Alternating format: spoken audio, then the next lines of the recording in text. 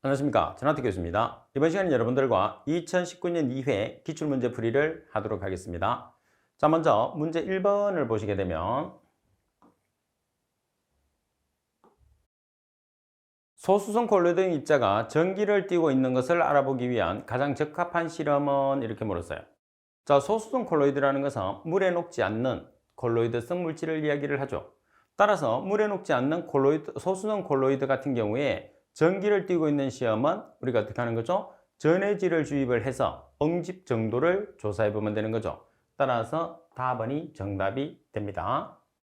자, 그리고 여러분들 문제 2번에 보시게 되면 아래와 같은 반응이 있다. 다음 반응의 평형상수를 계산하시오 돼 있어요.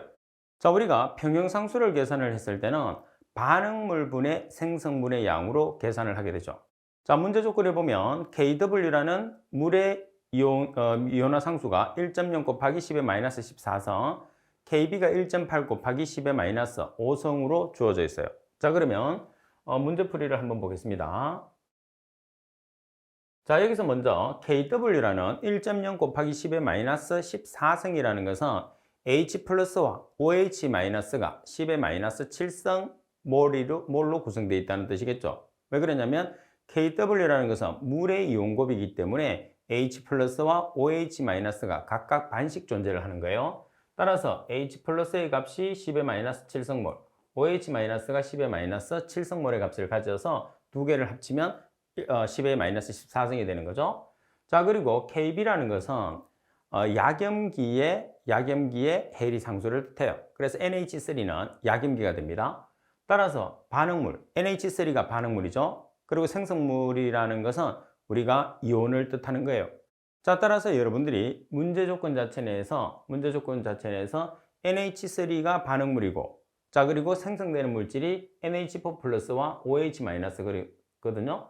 그러면 KB라는 값이 지금 얼마로 주어졌느냐 하면 1.8 곱하기 10의 마이너스 5승으로 주어졌죠. 자, 그리고 OH-의 농도가 얼마냐 하면 10의 마이너스 7성몰. 자, 그래서 여러분들이 B를 계산을 해요. NH3분의 NH4 플러스 B가 1.8 곱하기 10의 마이너스 5성 나누기 10의 마이너스 7성몰이 되는 거죠. 따라서 계산을 하게 되면 180%몰. 그래서 M-1이라는 것은 분모에 M이 들어가는 거죠. 자, 따라서 여러분들이 NH3와 NH4 플러스의 위치를 바꿔요. 자, 위치를 바꾸게 되면 여러분들이 어떻게 되죠? 역수가 되는 거예요. 그죠? 따라 역수로 계산을 하니까 5.56 곱하기 10의 마이너스 3성몰이 되는 거죠. 자, 그러면 평형상수를 계산하시고 그랬으니까 평형상수는 NH4 플러스 분의 NH3 곱하기 H 플러스의 농도가 되잖아요. 그러면 여기서 NH3 나누기 NH4 플러스가 지금 우리가 계산한 요 값이 되는 거죠. 자, 그 다음에 OH 플러스라는 것은 10의 마이너스 7성몰이 되는 거예요. 따라서 평형상수라는 것은 5.56 곱하기 10의 마이너스 10성으로 계산이 됩니다. 자, 그리고 문제 3번에 보시게 되면 글루코스 800mg/L의 용액을 호기성 처리 시에 필요한 이론적인 인의 양을 계산하시오 그랬어요. 자, BOD5와 질소와 인의 비가 100대 5대 1로 구성이 되어 있겠죠. 자, K1이라는 탈산소 계수는 0.1%, 상용대수를 기준한다고 그랬어요. 그럼 여기에서 상용대수를 기준을 한다는 것은 미수를 뭐를 사용을 하라는 소리예요? 미수를 지금 사용하는 미수가 뭐가 되는 거죠? 미수가 10이 되는 거죠. 그죠? 자, 그러면 글루코스를 여러분들 산소와 반응을 해서 CO2와 H2로 반응을 시켜요. 그러면 탄소 뒤에 있는 숫자가 CO2 합표죠. H가 12개니까 여기는 2분의 12는 6이 되는 거죠. 산소 여기서 계산하면 12개, 여기는 6개. 그러면 18개가 돼요. 따라서 여기로 다 주는 게 아니고 6개를 먼저 주고 12개가 오니까 2분의 12는 6이 되는 거죠. 자, 그리고 우리가 포도당, 글루코스가 포도당인데 분자량을 우리가 계산을 해보면 탄소 12짜리가 6개, 그리고 1짜리가 12개, 그리고 16짜리가 6개. 그래서 180이 되는 거죠. 따라서 180g일 때 필요한 산소는 6개니까 6 곱하기 32g이에요. 자, 그리고 문제 조건에서 글루코스가 800mg/L라고 그랬죠? 800mg/L일 때 우리가 계산하는 건 뭐죠? 최종 BOD, 산소량이 여기서는 최종 BOD나 COD가 되는 거죠. 따라서 대각선으로 곱해서 BODU가 있는 항으로 계산해주면 853.33mg/L가 나왔어요. 그럼 여기에서 우리가 뭐를 계산하죠? BOD를 계산해요. 왜 BOD를 계산을 해야 되느냐면 BOD를 계산해야 되는 이유가 BOD5와 인의 비를 넣어서 100대 1의 비로 인을 계산할 거거든요. 그럼 BOD5를 계산하기 위해서 BOD5 공식은 BODU 곱하기 1-10의 -K1T죠? 그러면 BODU가 지금 우리가 계산이 됐어요. 여기 대입을 하는 거죠. 그리고 K1이라는 값은 0.1/day, T는 5일이니까 T는 5를 대입하면 되겠죠. 따라서 5일 BOD가 583.48mg/L가 나오죠. 그러면 BOD5와 인의 비를 놓으면 100대 1이에요. 그 다음에 BOD5의 값은 583.48mg/L일 때 인, 이렇게 해서 대각선으로 곱해서 인에 있는 항으로 나눠주시면 5.84mg/L라는 값이 산출이 되죠. 자, 그리고 문제 4번을 보도록 하겠습니다. 적조 발생의 환경적 요인과 가장 거리가 먼 것은, 자, 답은 바다의 수온이 안정화되어 물의 수직적 성층이 이루어질 때, 그래서 안정화됐을 때, 그리고 남은 플랑크톤의 번식에 충분한 광량과 영양염류가 공급됐을 때, 빛의 양과 영양염류가 공급될 때, 그리고 정체 수역의 염분 농도가 상승했을 때, 염분의 농도가 감소했을 때 우리가 조류가 급증을 하는 거죠. 그리고 해저에서 빈산소 수계가 형성되어 포자의 발화 촉진이 일어나고 퇴적층에서 부영양화의 원인 물질이 용출됐을 때, 따라서 설명이 잘못된 것은 답번이 정답이 되네요. 자, 그리고 문제 5번을 보도록 하겠습니다. 문제 5번에 보시면 다음에서 설명하는 기체의 확산에 관한 법칙은, 우리가 기체 확산이라고 하면 그레이엄의 기체 확산 법칙이 되는 거죠. 자, 기체의 확산 속도는 기체 분자량의 제곱근에 비례한다고 그랬어요. 자, 확산 속도는 기체 분자량의 제곱근에 반비례하는 법칙. 제곱근에 반비례하는 법칙은 그레이엄의 확산 속도예요. 따라서 그레이엄의 법칙이라는 것은 확산 속도에 관계되는 법칙이다. 이렇게 기억을 해 놓으시면 답을 찾기가 용이하겠죠. 자, 그리고 문제 6번에 보시게 되면 농업용수의 수질 평가 시에 사용되는 SAR입니다. 자, 우리가 SAR이라는 것은 나트륨 흡착률, 그래서 나트륨 흡착률을 계산을 해서 농업용수로 적합한지 부적합한지를 판단하는 거죠. 따라서 직접 관련된 원소만으로 연결됐다고 그랬어요. 자, 여기서 나트륨 흡착률이니까 S가 소듐이거든요. 소듐. 그래서 나트륨 A 플러스가 나오는 거예요. 나트륨이온. 자, 그리고 우리가 지하수에 가장 많이 포함되어 있는 성분이 마그네슘과 칼슘이죠. 따라서 나트륨과 마그네슘과 칼슘을 이용해서 우리가 SAR을 계산하게 되는 거죠. 따라서 정답은 라번이 정답이 되는 거죠. 자, 그리고 문제 7번을 보도록 하겠습니다. 빈영양호와 부영양호를 비교한 내용으로 옳지 않은 것은, 빈영양호는 영양분이 없는 호수, 부영양호는 영양분이 많아서 적조나 녹조 현상, 그러니까 호수 같은 경우는 적조 현상이 되겠죠. 적조 현상이 일어나는 현상을 이야기합니다. 자, 그러면 투명도는 빈영양호는 5m 이상, 반면에 부영양호는 5m 이하로 낮다. 용존산소는 빈영양호는 전층이 포화가 가까우나 부영양호는 표수층은 포화되어 있으나 심수층은 크게 감소한다. 다음에 물의 색깔을 보면 빈영양호는 청색을 나타내야 되죠. 반면에 부영양호는 녹색이나 황색을 나타내겠죠. 그래서 부영양화를 우리가 녹조 현상이다, 이렇게 이야기를 하게 되는 겁니다. 자, 따라서 색깔이 잘못됐어요. 어리는 빈영양호에는 냉수성인 송어, 황어 등이 있으며 부영양호에는 난수성인 잉어, 붕어 등이 있다고 그랬죠. 그래서 아무래도 빈영양호에는 깨끗한 물에 사는 물고기가 있을 거고, 부영양호에는 조금 오염된 지역에 살 수 있는 물고기가 존재를 합니다. 자, 그리고 8번 문제를 여러분들이 보시게 되면 K1 탈산소 계수 베이스가 상용대수예요. 자, 여기서 상용대수라는 것은 밑수를 뭐를 사용하느냐면 10을 사용한다는 거죠. 자, 0.1%인 물질에 BOD5가 400mg/L이고 COD가 800mg/L라면 NBD-COD를 계산하시오 그랬어요. 자, 여기서 NBD-COD라는 게 뭐죠? NBD-COD라는 것은 생물학적으로 분해가 불가능한 COD예요.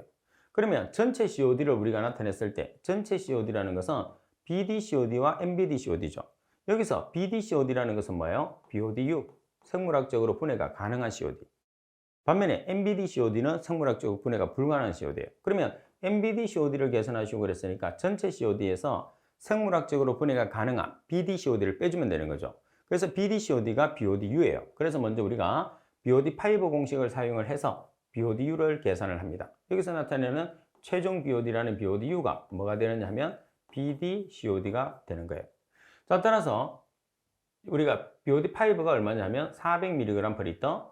자, 그리고 K1이라는 값이 0.1/day. 며칠 BOD? BOD5니까 5일 BOD. 따라서 BODU를 계산하시게 되면 584.99mg/L죠. 그래서 이 584.99mg/L가 BODU가 되면서 BD-COD가 되는 거예요. 따라서 BD-COD 자리에 584.99mg/L를 대입하고 COD가 얼마라고 그랬어요? 800mg/L. 결론적으로는 800mg/L에서 584.99mg/L을 빼주시면 우리가 계산하는 분해가 되지 않는 MbD-COD가 215.01mg/L만큼 산출이 되는 거죠. 자, 이 문제는 여러분들 시험에서 상당히 자주 출제되기 때문에 반드시 숙지를 해 주셔야 되는 문제입니다. 자, 그리고 9번. BOD5가 213mg/L인 하수에 7일 동안 소모된 BOD의 농도를 계산하시오 그랬어요. 자, 탈산소 계수는 0.14/day입니다. 자, 그러면 BOD5에서 7일 BOD를 계산을 하는데 지금 7일 BOD를 계산을 했을 때 뭐가 없느냐 하면 BODU가 없어요. 그래서 5일 BOD를 이용해서 BODU를 계산을 한 다음에 7일 BOD를 계산할 때 BODU를 여러분들이 대입을 해줘야 되는 거죠. 자, 무슨 소리냐면 우리가 5일 BOD가 있어요. BOD5는 BODU 곱하기 1-10의 K1T예요. 자, 여기서 여러분들이 문제 조건에서 자, 조건 있죠? 자, 그리고 우리가 계산하는 거는 뭐냐면 BOD7을 계산을 해요. 그러면 BOD6 곱하기 1-10의 -K1T 동일한 식을 쓰겠죠? 따라서 여기에서 BODU를 계산한 다음에 BOD7을 계산했을 때 BODU에 대입을 해요. 그런 다음에 BOD7을 계산하는 문제가 되는 거죠. 자, BOD5가 지금 213mg/L죠. 그리고 K1이 0.14/day. 그리고 5일 BOD니까 5일. 따라서 BODU를 계산을 하시면 이렇게 나와요. 그러면 BOD7에서 BODU를 계산한 값을 대입을 하는 거죠. K1은 동일하게 0.14/day. 그리고 T는 7일 BOD니까 T는 7일을 대입하는 거예요. 따라서 계산하시면 7일 BOD는 238.23mg/L가 나오는 거죠. 자, 그래서 9번 같은 경우에서도 문제 유형은 BOD5에서 BODU를 계산한 다음에 7일 BOD를 계산했을 때 BODU에 대입을 한 다음에 7일 BOD를 계산해 주는 문제겠죠. 자, 그리고 10번 문제를 여러분들이 보시게 되면 H 플러스가 5.0 곱하기 10의 마이너스 6성몰/L의 pH를 계산하시오 그랬어요. 자, 우리가 pH를 계산하는 방법은 두 가지가 있습니다. 산성물질이 주어졌을 때와 알칼리성 물질이 있을 때 산성물질은 H 플러스의 농도를 가지고 알칼리성 물질은 OH-의 농도를 가지죠. 따라서 H 플러스의 농도를 가지게 되면 pH는 마이너스 로그 H 플러스. 그리고 OH-의 농도가 주어지고 우리가 구할 수 있으면 pH는 14 플러스 로그 OH-로 계산하게 되는 거죠. 근데 지금 문제 조건에서는 H 플러스가 주어져 있기 때문에 지금 이 식을 사용하시면 돼요. 따라서 이 H 플러스 자리에 대입을 해서 계산기로 계산을 해주시면 pH가 나오죠. 얼마가 나오느냐면 5.30이라는 값이 나오게 됩니다. 자, 그리고 11번. 자연수 중에서 지하수의 경도가 높은 이유는, 자, 경도가 높은 이유는 어떤 물질이냐? 자, 우리가 지층이라는 게 있어요. 지층. 여기서 호기성 분해와 현기성 분해를 하게 되면 CO2가 발생하거든요. 따라서 지표수가 지하로 들어가면서 CO2를 녹여서 들어가요. 녹여서 들어가면서 뭐를 생성하느냐면 석회암층을 형성하거든요. CaCO3로 이루어진 석회암층을 형성해서 칼슘이나 마그네슘과 같은 무기물을 생성하게 하는 거죠. 자, 따라서 경도를 일으키는 주 원인 물질이 칼슘이나 마그네슘처럼 무기물이 되잖아요. 따라서 그 원인 물질, 생성시키는 원인 물질은 CO2, 이산화탄소다 이렇게 볼 수 있는 거죠. 따라서 라번이 정답이 됩니다. 자, 그리고 12번 문제를 보시게 되면 PCB에 관한 설명으로 틀린 것은 PCB라는 것은 폴리클로리네이티드 비페닐이죠. 자, 갑은 물에는 난용성이나 유기용제에 잘 녹습니다. 그래서 유기용지에는 녹거나 물에는 녹지 않습니다. 납은 화학적으로 불활성이고 전염성이 크죠. 그리고 만성 중독 증상으로는 카네미 요증이 나타납니다. 그리고 고온에서 대부분의 금속과 합금을 부식시킨다고 그러는데 PCB 같은 경우에서는 부식성을 가지지 않습니다. 따라서 라번이 정답이죠. 자, 그리고 13번 문제를 보시게 되면 자, 하구의 물리동에 관한 설명으로 옳은 것을 찾으시오 그랬어요. 자, 갑은 해수는 담수보다 무겁기 때문에 하구에서는 수심에 따라 청을 형성하여 담수의 상부에 해수가 존재하는 경우도 있다고 그랬어요. 자, 해수는 일단 담수보다 무겁습니다. 따라서 하구에서는 수심에 따라서 청을 형성해서 담수의 상부에 존재를 하는 게 아니고 하부의 존재를 주로 하게 되는 거죠. 하부에 존재한다는 게 핵심. 그리고 납은 혼합이 없고 단지 이류만 일어나는 하천에서 염료를 순식간으로 방출하면 하류의 각 지점에서의 염료 농도는 직사각형으로 표시되게 됩니다. 자, 그리고 다음번에 보시게 되면 강혼합형은 하상구배와 간만의 차이가 커서 염수와 담수의 혼합이 심하고 수심 방향에서 밀도차가 일어나서 결국 오염물질이 공해로 운반될 수 있다 되어 있어요. 자, 설명을 보겠습니다. 강혼합형은 하상구배와 간만의 차이가 상당히 크죠. 따라서 염수와 담수가 혼합이 심하고 수심 방향에서 밀도 차이가 없어져 버려요. 밀도 차이가 없어지니까 오염물질을 운반할 수가 없다는 게 특징입니다. 라번의 조류의 간만에 의해서 종방향에 따라서 혼합이 중요하게 되는 경우도 있으며 만조시에는 바다 가까운 하구에서 때때로 역류가 일어나는 경우도 있다고 그랬어요. 자, 여기서 조류의 간만에 의해서 종방향에 따라서 혼합이 이루어지는 게 아니고 횡방향에 따라서 이루어집니다. 따라서 설명이 바르게 된 것은 나번이 정답이에요. 따라서 지금 여러분들 문구상에서 답은, 라번은 지금 풀이해서 설명을 했기 때문에 왜 틀렸는지를 한 번씩 살펴보시면 돼요. 그리고 이 문제 같은 경우에서는 문제가 항상 동일하게 출제되기 때문에 내용 자체를 이해하기가 좀 귀찮은 사람은 답만 기억을 해 놓으셔도 됩니다. 자, 그리고 14번 수질 항목 중에서 호수의 부영양화의 판정 기준이 아닌 것은 자, 우리가 부영양을 판정했을 때는 총인이 들어가겠죠? 총질소, 투명도, 클로로필 A. 그래서 조류의 광합성에 의해서 이루어지는 모든 것들이 다 들어가는 거죠. 따라서 문제 조건에서 아닌 것을 찾으시오 그랬으니까 뭐가 되는 거죠? 대장균하고는 관계가 없죠. 자, 그리고 15번 문제를 보시게 되면 다음 산화 환원 반응식에 대한 설명으로 옳은 것을 찾으시오 그랬어요. 자, 이 문제도 여러분들이 가끔씩 출제되는 문제인데 정답만 기억하고 계시면 돼요. 자, 가번이 정답인데 KMNO4가 과망간산 칼륨입니다. 그래서 과망간산 칼륨은 자신은 환원이 되고 다른 물질을 산화시키는 물질을 우리가 강산화제라고 그러잖아요. 그래서 정답을 여러분들이 한번 찾아보시게 되면 15번의 정답은 가번이죠. 그래서 과망간산 칼륨이 강산화제니까 강산화제는 설명이 있는 것처럼 다른 사람을 산화시키고 본인은 환원이 되는 거예요. 그래서 과망간산 칼륨은 강산화제니까 환원이 됐어요. 반면에 H2O2는 산화가 되는 그런 형태로 나타나는 거죠. 따라서 가번이 정답. 이 내용은 답만 잘 기억해 놓으시면 됩니다. 자, 그리고 16번 문제를 보도록 하겠습니다. 자, 16번 해수에 관한 설명으로 옳은 것은 해수의 밀도는 담수보다 낮다고 그랬어요. 자, 해수의 밀도는 담수보다 크죠. 그리고 납은 염분의 농도는 적도 해역보다 남북극 양극 해역에서 다소 낮죠. 그래서 염분의 농도는 적도 지방이 높습니다. 그리고 해수의 마그네슘과 칼슘의 비는 담수의 마그네슘과 칼슘의 비보다 크죠. 얼마 정도죠? 해수에서 마그네슘과 칼슘의 비는 3에서 4로 담수보다 크게 나타납니다. 그리고 수심이 깊을수록 주요 성분 농도비는 차이는 줄어든다고 그랬어요. 자, 주요 성분 농도라는 게 우리가 홀리7 있잖아요. 그래서 홀리7의 성분들은 거의 대부분이 일정한 농도비를 갖는다는 것을 우리가 알 수 있어요. 따라서 설명이 바르게 된 것은 나번이 정답이 되네요.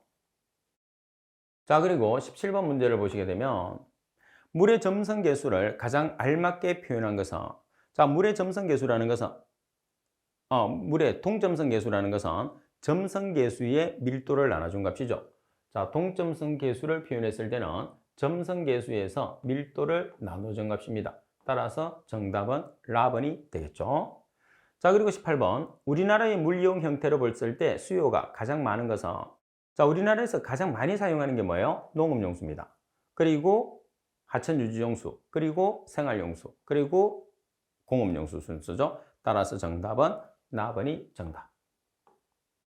자, 그리고 19번 문제를 보겠습니다. 자, 19번에 보시게 되면 물의 일반적인 성질에 관한 설명으로 가장 거리가 먼 것은 가만히 계면에 접하고 있는 물은 다른 분자를 쉽게 받아들이지 않으며 온도 변화에 대해서 강한 저항성을 보인다. 나번 전해질이 물에 쉽게 용해되는 것은 전해질을 구성하는 양이온보다 음이온 간에 작용하는 쿨롱 힘이 공기 중에 비해서 크기 때문이다 그랬어요. 자, 여기서는 음이온보다 양이온이 크기 때문이죠. 그래서 여기 보면은 양이온과 음이온이 서로 바뀌었어요. 그리고 답은 물 분자의 최외곽에는 결합전자쌍과 비결합전자쌍이 있는데 반발력은 비결합전자쌍이 결합전자쌍보다 강하다. 라버는 물은 작은 움직임에도 불구하고 큰 쌍극자 모멘트를 가지고 있다고 되어 있어요. 따라서 나번이 정답. 자, 그리고 20번 문제를 보겠습니다. 여름철 부영양화된 호수나 저수지에서 다음 조건을 나타내는 수청으로 가장 적절한 것을 찾으시오 그랬어요. 자, 먼저 pH는 약산성입니다. 그리고 용존산소가 거의 없어요. 용존산소가 거의 없다는 것은 아래쪽에 있다는 소리입니다. 그리고 CO2가 많아요. CO2는 표층보다는 심수층에 더 많죠. 자, 그리고 H2S가 검출돼요. H2S는 환원성 물질입니다. 따라서 현미성분에 의해서 발생하기 때문에 산소가 없는 층을 이야기를 해요. 그러면 우리가 산소가 있는 호기성층이 뭐죠? 표수층. 그리고 산소도 있고 없고 두 개가 섞여 있는 니미층은 수온약층. 그리고 산소가 없는 현미성 상태에는 심수층이죠.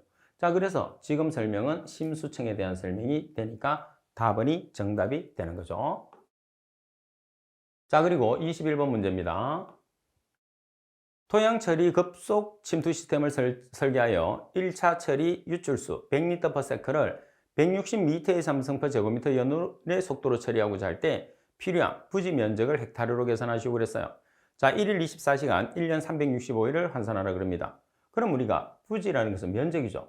자, 면적이라는 것은 뭐냐면 유출 수량이 주어졌을 때, 여기 유출 수량이 주어졌죠? 유출 수량에서 뭐를 나눠주느냐면 속도를 나눠주시면 돼요. 이 값이 속도죠. 단위를 정리하면 미터 퍼 연이 되잖아요. 그죠? 자, 그러면 리터를 리터의 삼성으로 전환하기 위해서 얼마를 곱해주나요? 10의 마이너스 3성. 따라서 100 곱하기 10의 마이너스 3성이라고 적으셔도 되고 0.1m의 삼성 per sec라고 적으셔도 되죠. 자, 그리고 160m per 연을 우리가 단위를 동일하게 만들기 위해서 세크로 전환을 해요. 그럼 1년은 365일, 하루는 24시간, 1시간은 3600초를 보정해서 같은 세크로 만들었어요. 그러면 남는 단위가 뭐죠? 남는 단위가 미터의 제곱. 따라서 면적은 19,710m의 제곱이라는 값이 나오는 거죠. 근데 우리가 결론적으로는 마지막에 뭘로 계산하라고 그러죠? 헥타르. 자, 그러면 제곱미터로 우리가 계산을 했는데 1제곱미터는 얼마의 값을 가지는지를 우리가 나타내야 되겠죠. 그래서 1제곱미터는 10의 마이너스 4성 헥타르의 값을 가지게 돼요. 따라서 우리가 계산할 수 있는 값은 1.97 헥타르죠. 그래서 이 문제 같은 경우에서는 단위에 대한 전반적인 개념을 여러분들이 묻고 있기 때문에 팁에서 나타내고 있는 이 개념을 여러분들이 정확하게 기억을 해야 돼요. 특히 우리가 면적은 1제곱킬로미터는 100헥타르예요. 그러면 1제곱미터는 뭐죠? 10의 마이너스 4성 헥타르. 조금 전에 우리가 보정한 것처럼. 그래서 이 관계를 여러분들이 반드시 숙지를 하고 있어야지 문제를 쉽게 해결할 수 있습니다. 자, 그리고 22번. 물리화학적 처리 방법 중에서 수중의 암모니아성 질소의 효과적인 제거 방법으로 옳지 않은 것은, 자, 우리가 물속에 들어있는 질소 화물은 응집제를 사용해서 처리할 수 있을까요? 없을까요? 없어요. 무조건 대기 중의 질소 화물의 기체로 처리를 해야 되잖아요. 따라서 여기서 응집제를 사용하는 게 알룸이라는 황산 알루미늄이라는 게 응집제. 그래서 질소 화물은 응집제를 이용해서 처리할 수가 없다는 것. 정답은 가번이 됩니다. 자, 꼭 기억을 하셔야 돼요. 자, 그리고 23번 문제를 보시게 되면 폭이 4.57m고 깊이가 9.14m, 길이가 61m인 분산 플러그 흐름 반응조의 유입 유량은 1600m의 삼성포대일 때 분산수 D를 계산하시오 그랬어요. 분산 계수 D는 800제곱미터 per hour를 적용하라고 나와 있습니다. 그러면 우리가 지금 주어지는 분산수 D라는 것은 D 나누기 V 곱하기 L이에요. 근데 여기서 D, 분산계수 D는 주어졌습니다. 800제곱미터 per hour라고 주어졌어요. 그러면 여기서 폭과 깊이를 여러분들이 계산을, V라는 속도와 L이라는 길이를 여러분들이 나타내 주시면 되는데, 먼저 V라는 속도를 계산을 해요. 그럼 속도 V라는 것은 어떻게 계산하죠? 자, 속도 V라는 것은 유량 나누기 면적이죠. 자, 그런데 지금 면적을 계산을 했을 때 폭과 깊이가 주어졌으니까 유량 나누기 면적은 폭과 깊이가 되는 거예요. 자, 여기서는 왜 폭과 길이를 하지 않느냐면 수면적을 나타내는 게 아니고 지금 통과되는 면적을 나타내는 거예요. 그래서 폭과 깊이를 한다는 거 꼭 기억하세요. 자, 보통 우리가 그림으로 나타내면 이렇게 그림을 그릴 수 있거든요. 아니면 이렇게 그려도 되고요. 이렇게. 그럼 이렇게 들어간다면 이렇게 통과 면적이 이렇게 되는 거예요. 그래서 통과 면적이 이거죠, 이거. 그러면 여기서 여러분들이 W, L, H. 그럼 통과 면적은 뭐가 되는 거죠?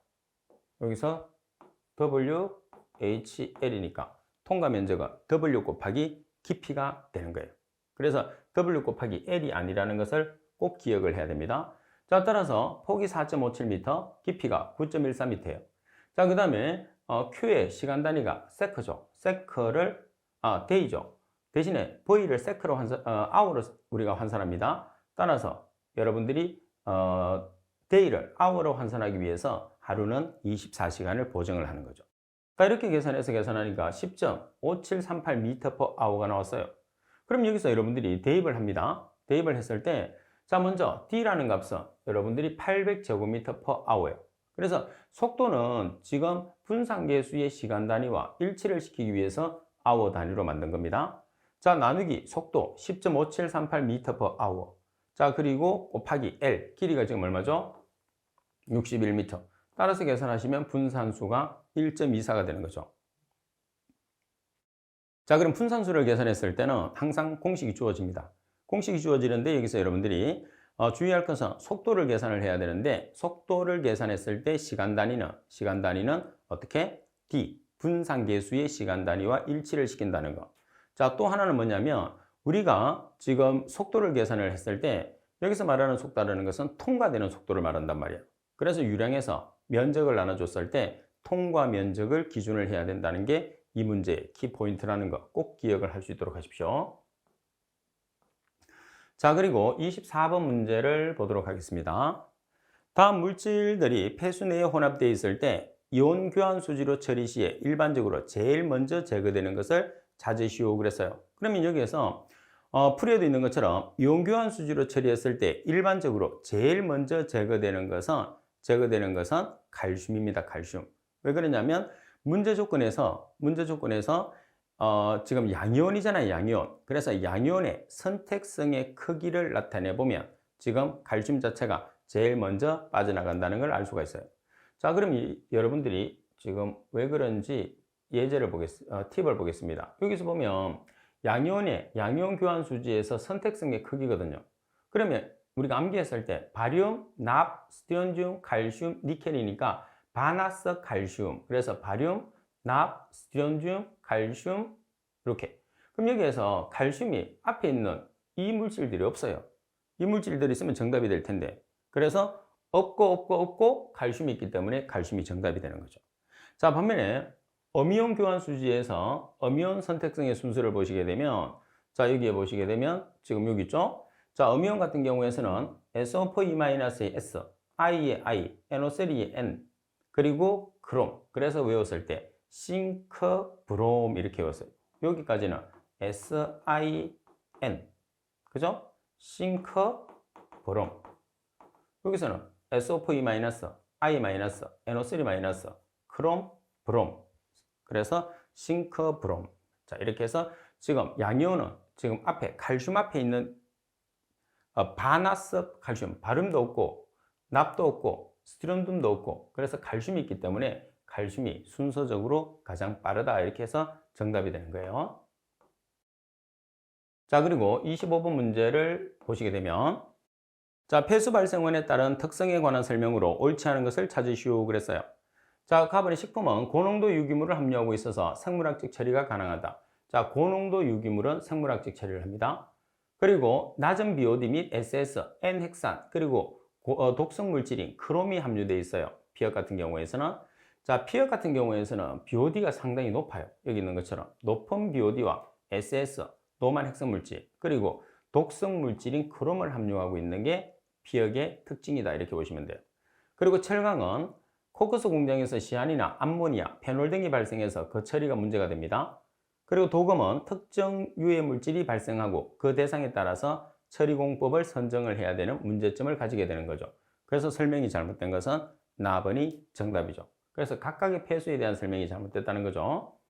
자, 그리고 26번 문제를 보시게 되면 도금 폐수 중에 시엔이 시안입니다. 시안을 알칼리 조건 하에서 산화시키는데 필요한 약품은 우리가 보통 산화를 시킨다 그러면 아무래도 산화제가 필요하잖아요. 따라서 시안을 알칼리 조건 하에서 산화를 시켰을 때 필요한 시약은 차염소산 나트륨이라는 시약을 사용하게 됩니다. 따라서 차염소산 나트륨이 라번이 나와 있죠. 정답은 라번입니다. 자, 이번 시간 수업은 이것으로 마치도록 하겠습니다. 수고하셨습니다.